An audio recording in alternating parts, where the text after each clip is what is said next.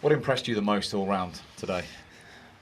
Again, the desire and the energy that we put right from the beginning in the game. We're really determined and focused. Left Thursday in the past and really determined to come play well and win the game. Obviously the situation with the manager on Thursday, so it's been a quick turnaround. So yeah, listen, they just need to believe in themselves. This is probably it's probably a time where we just have to get together, regroup and see what happens going forward. But certainly whatever does happen, this group has more than enough. Now for you it's been a crazy 3 or 4 days. What happens next? Have you spoken to the chairman or? Not really. Like I said before the game, our only focus was on preparing the team for this game. So like I said, I don't know what's next. 4 goals, 8 points clear. How nice a feeling is that going into the international break? Yeah, it's very good, especially the way we played in the last few weeks and the results that we picked. And now, unfortunately, we have to stop. We need to continue. You know that it is going to be a really long ride. So just finally, in your words, you've got 10 more cup finals, but psychologically, just to do that to City today? No, we've got the next one. We've got Leeds next, and that's it. And we put the clock there. Magnificent win for Arsenal. Delighted to say that the star man, Bukayo Saka, is straight out of the dressing room to be with us here on Match of the Day 2. Bukayo, congratulations. Fantastic performance. That dressing room must be absolutely buzzing. Yeah, thank you very much. Yeah, everyone was buzzing.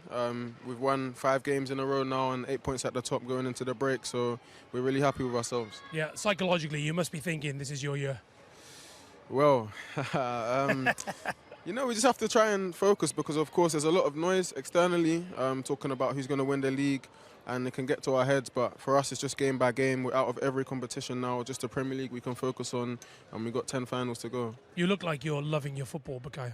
Yeah, of course. I love playing for Arsenal. I love playing at the stadium. It's my favourite stadium. So, yeah, only the people that have put the shirt on and played in front of these fans will understand what that means. We've got one here. Yeah.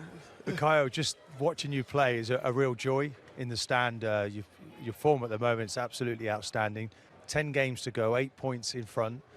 At the beginning of the season, if you'd have been told that you'd be in this situation, you wouldn't have believed it. So how do you go forward now? And by the way, don't get injured playing for England. I'll get on the phone to Gareth to make sure you're actually going to play. But how do you, when you come back, Leeds is the next one, just focus on trying to win it and put Man City out of your minds? Well, like you said, first we've got international duty to focus on. 2 important games, a lot of us, and then yeah, we want to come back here fit and not injured, like you said, and yeah, ready to go again. Yeah, Leeds is the next one, so I'm sure, you know, Mikel, the coach and staff, they'll prepare us, and yeah, when we get back, we're going to go again full gas to win that game. Bukayo, I think you're the first man now to get double figures for goals and assists in the Premier League. Obviously, you must be delighted with that. But any worries about the Player of the Season award at the end of the season? Because as good as you've been, there's so many contenders, I think, and it maybe just shows how good this Arsenal team are playing. Well, yeah, of course. There's a lot of top players in the Premier League. That's why it's one of the top leagues in the world. And yeah, I'm not really focused on that. I know you know what I'm focused on. So, a little joke, right? Yeah. I'm focused on something else. So yeah, if I can achieve that, I'll be over the moon. You're playing so well as a team into this. You know, the likes of Odegaard, Martinelli, like the progression of you young players this season has been tremendous. What's that been down to? Is it your own mindset? Is it obviously the coaching, Mikel Arteta, the job he's doing with you? I think, yeah, you have to obviously give a lot of credit to Mikel, the coaching staff. You know, the detail they've given us to help us improve every day on the pitch is immense, and you can see each season by season we're all progressing, all of us improving, and yeah, we're young and hungry, and we want to achieve big things at this club. I think you're loving it, aren't you, right now? Huh? I am loving it, yeah, I am. That's what you've got to do, just no fear, just play the way you're playing right now and just keep it going to the end of the season. In fact, yeah. Bukayo, we've got the goals here as well, and Martin and I were watching the game. All right, back, giving a quality pass, you know, that's what I'm saying. We have quality players all over the pitch, and yeah, it was just up to me to put it in the far corner. So. Yeah, what about that relationship you built up with Ben White? Yeah, me and him have played a lot this season together, so we're building an incredible partnership, and yeah, you can see it on the pitch. That's a great finish. That's a delightful ball from. You've come in a long way off the line there, haven't you, as well? Yeah. You sort of crept. Is that the message, to go a little bit more centrally when the ball was on the other side? No, not really. Away, but anyway. No, it's just more the feeling, you know, when you arrive in the box, you know, where you think the ball's gonna And then here, I was in the right position. So Instinct. yeah. And Martin and I, when we were watching the game, Martin was urging caution. I was saying, look, when I look at you and the squad you've got, you should go to Manchester City, you should go to Liverpool with great belief. Martin thinks that I'm getting too ahead of the game, but you must be going to those grounds thinking we can win here. Tell us what you think. Well, I think there's a lot of tough games coming up, certainly away from home from Arsenal. You're going to probably have to win at Anfield. Away at Newcastle, you might have to win. Still at City, the game is obviously very important to you. So there's a lot of football. But you don't fear them, do you, Bukayo? We don't fear anyone. I think you can see the way we play. And even when they came here, the way we played against them. So, yeah, we don't fear anyone. We'll be ready when it's... It's a beautiful attitude. It's just what I want to hear. There you go. Bukayo, listen, it's really good to see you. Thank you very much indeed. It's a joy to watch you today. Good luck for the rest of the season, and good luck to Mikel and the rest of the boys. Thank you very much. Congratulations. Thank you very much indeed. Thank you. Good to see you. Thank you. In fact, we're going to start our analysis now as Bukayo leaves us, Martin. I think you're going to start off with Gabriel Martinelli, aren't you? Yes, I am, Jason. I thought he was outstanding today, certainly in that first half. Missed a really important penalty, and of course they went out of the Europa League in midweek. Didn't let it show at all today. Real driving force, the way he started the match. He's full of energy, and he takes the game to his opponent whenever he can. He's quick, he's rapid. He plants himself on that left-hand side, and he likes to drive at defenders whenever he can. Always probing, always make the difference, getting in behind their opponents. And they just look for him at every opportunity. And I thought today he was played with the determination when he receives the ball, and he'll defend as well for the team. He'll drop back in and do that little bit of work that's required. But he's always trying to affect the game on the move, coming inside. This is really impressive for me. He gets back early here into position. This was something that he didn't really do when he first came over from Brazil to play here. And he just goes from strength to strength. Of course, the goal that he gets the ball here, the way he receives the ball, takes it out of his feet and puts it, trusts that so-called weaker foot of his and plants it. I don't think there's a defender on the planet who can deal with that because of the pace. Really good first touch, second touch into his path, and then he gets the all-important goal. Such quick feet, Danny.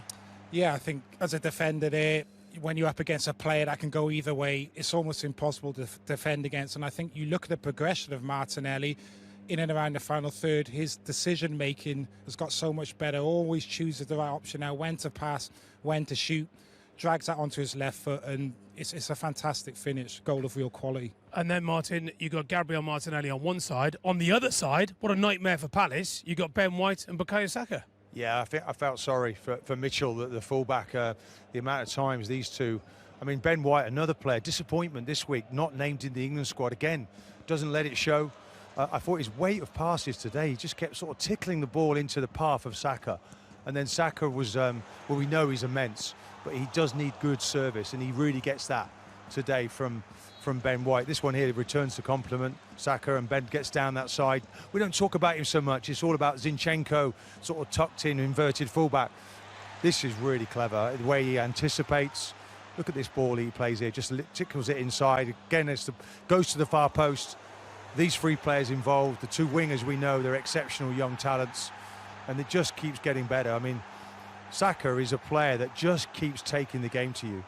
He doesn't stop moving. Lovely little ball again, and look at that time and space. He makes it look really easy. I can tell you that isn't.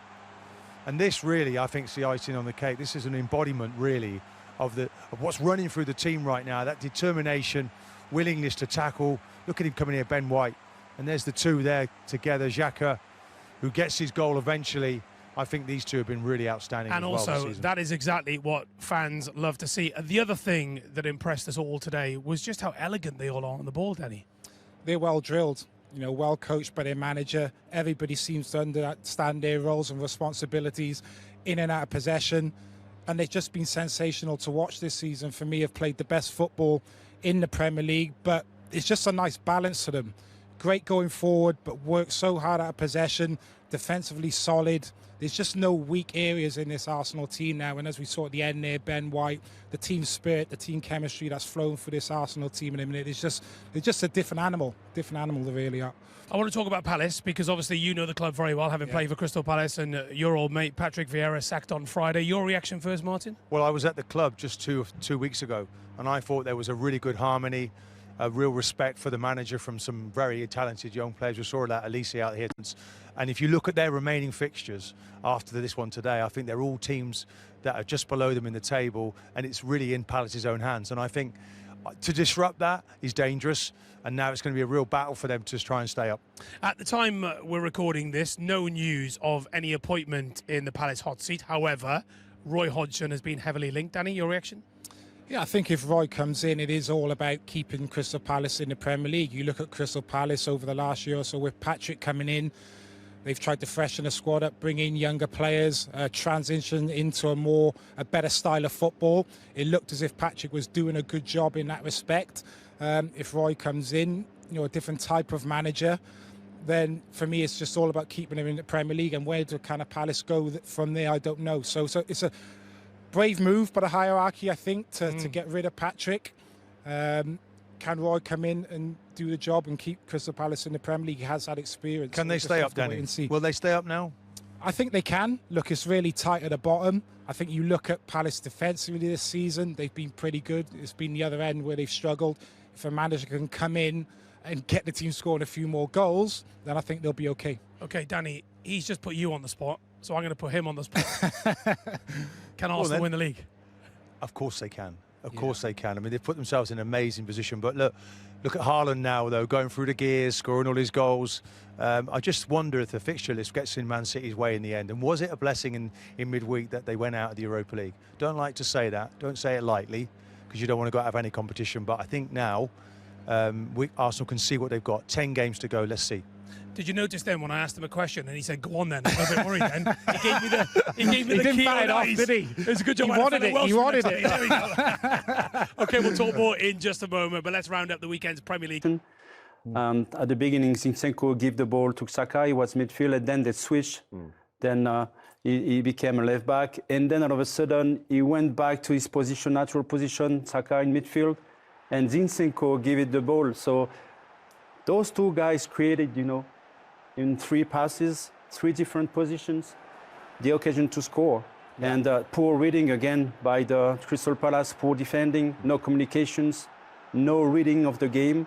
So it was easy for them, but you could see that what Arteta wants, switching position all the time, trying to be able to play in different position all the time. Yeah, we'll have another angle on that as well, Manish, but I just think these high wide players for Arsenal, we have touched on it before, but they give these players here this problem. Do they go here? Do they turn around and go in? And once we look at it quite slowly, it's that combination play, that nervousness, that they just unsettle defenders with the high positions, and then you've got players running in. And I really particularly like this different angle, because this is where we can have a look at it more on the tactical angle. Let's just pick up a couple of players here. This is Xhaka, and this is Zinchenko coming into the picture. And I just like the way he almost fills Xhaka's position for him. We have a little bit of rotation, but just keep your eye on both of those players. Here comes Zinchenko into that position, and he actually goes in front of Xhaka, and all of a sudden you've got the left back in a forward position, and there's a rotation, exactly. And look at that rotation again, and all of a sudden this guy here, he's moved away from Martinelli. He thinks, uh-oh, he's the most dangerous position. But then he's almost looking at his partner, Tompkins, and thinking, right, I've got to get back out into my man here. Are you going to help me? But he's not, because he's picking up here. And just have a look at that confusion. Right back pops back out. Tompkins unsure, and all of a sudden he's got goal side of him, and he can never recover from there. They only focus on the ball. They are not focused on the movement of the opponents, Crystal Palace defenders. And that was the case during the whole game, They only focus on the ball. When you look at the goal they conceded, there were more than players than Arsenal, but they were only focused on the ball, never focus on the movement of the opponent. Yeah, we're going to have another look at that. Yeah, it's great. But let's point out as well, it's the Arsenal rotation that provokes that lack of focus, that misunderstanding. It gives people problems what to do. And when it's happening quickly, then it's very, very difficult to defend. So, yes, we can pick holes in it, but Arsenal are contributing to the fact that they're confusing every defence that they play at the moment. It's fantastic testament, of course, to the process to which Mikel Arteta has often alluded to in his 3 years. Let's have a look at 4-1. We've already had a glimpse of it. Bukayo Saka's second. It's the first-time finish, really, to a player that really has got every bow in his armour, right? I think so. I think I'm particularly interested and impressed with this finish because the ball actually comes quite quickly at him. Normally that's a softer pass to hit it first time. So as it comes across, I'm thinking he's going to take a touch. And to be able to keep that one down when the ball is flying at him so fast, I think it was a fantastic finish. Yes, and I think that's going to be good for the TNA confidence. Yeah, absolutely. Yeah. Let's have a look at it in a little bit more detail, Manu. Again, Arsenal probing, provoking around the edge of the box. Tierney in all this space down here. But we get to a stage whereby he gets the ball and he's got a couple of options where to cross it. They are so confused, you know, Crystal Palace, by the movement of Arsenal players. Yeah. What are his options here? We've got a cross maybe in here. Yes, probably, yeah, you could have done that, yeah. You just think to yourself... But he lifts his head, Exactly. Have you got the vision to be able to do that? I do as well. Just want to pause it there because this play in here, just take a look at him. Gabriel Jesus, yeah. I think he's the one offside, in an offside if you follow position. the rules, Absolutely. He was just in front of the goalkeeper. Though for me, this goal should not be allowed. You don't think it should have been? Well, and I only mention it, Manish, because this is the angle that shows whether he's in the line of vision of the goalkeeper or not.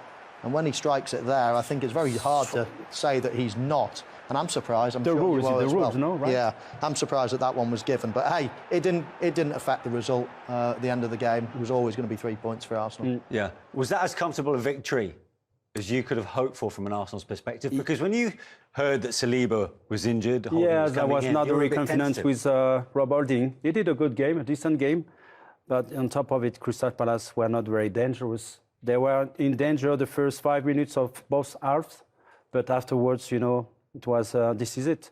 I think there were no reaction. What is the point of sacking a manager 2 days ago? And then when you look at the reaction and when you look at the behavior of players, look at that on the replay. They're all looking at their shoe. There is no communication between them. There is no fighting, spring back, you know, on the pitch. So I was expecting something different, especially for a team that's fighting against relegation. Yeah. Do you agree, Michael? Yeah. Listen, there's put it this way: there's no improvement since Vieira was sacked. And as I said before the game, I'm very, very surprised. I don't think that. In fact, I can't remember a game that conceded 4 goals in recent times. Yeah, just over 2 months ago. Actually. Yeah, exactly. And I never saw Patrick Vieira teams getting beaten badly like they did today. Yeah. Okay, and it leaves Crystal Palace still looking